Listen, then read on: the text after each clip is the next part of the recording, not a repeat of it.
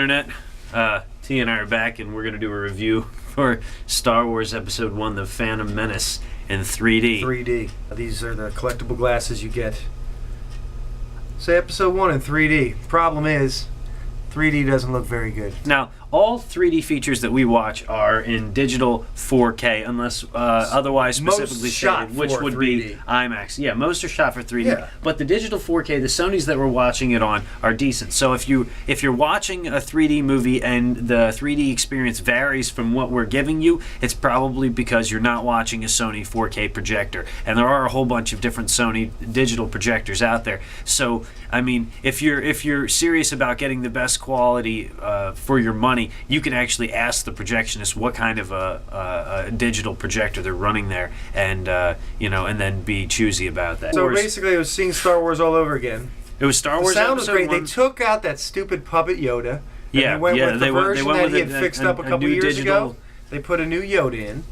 The puppet is gone. Yoda sucked. Okay, but you still have Jake Lloyd doing his whole acting thing. George Lucas is responsible for these final calls on Yoda looking like that in '99. And what is George Lucas. Metachlorians? You don't have to describe to us what metachlorians are. And George Lucas was getting flack from the religious community. We Like know my more about the Force. parents What is growing it? up, and so what he decided to do was come up with some mythical scientific thing, which he thought was also in line with the pulp comics that he was basing the original Star Wars sort of stuff on. What's so different about it? Nothing. Because the 3D doesn't work so good.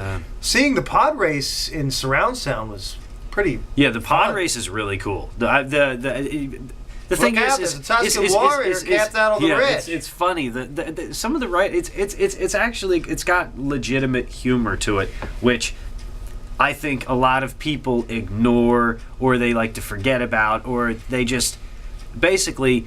Star Wars is the most popular thing in the entire world, and Episode 1 is accepted by, I mean, you have to accept, it's a huge step down from the previous 3 movies, and so how do you want to take it? Much like the feeling, are you a glass half empty or glass half full person? Are you going to appreciate the things that George Lucas continued to do well, or are you going to absolutely bash him for the things that he used to do well and has now come to suck at, i.e., directing actors? What happened to American Graffiti?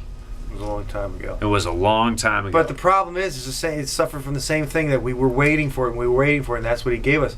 But the problem is the same thing happened with the last Indiana Jones. Indiana Jones. Okay, listen. It's a totally different thing. There's We could do a whole different thing about Indiana Jones. It sucked. Yes, but we're talking about. What are we talking about? We're talking about Wars. Lucas. We're talking about Star Wars. We're talking about Star Wars. Lucas We're talking about Ewan McGregor. We're talking about Rent Boy is in a Star Wars movie. I mean, that's cool. Yeah.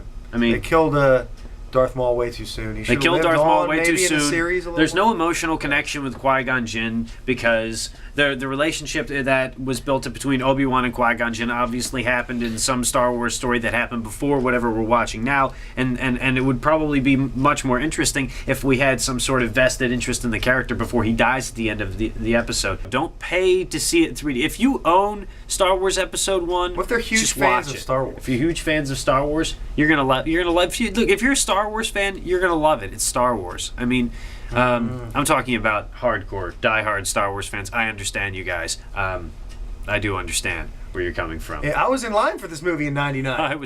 I saw this movie in line so many times theatrically. First, a lot. Right in the middle.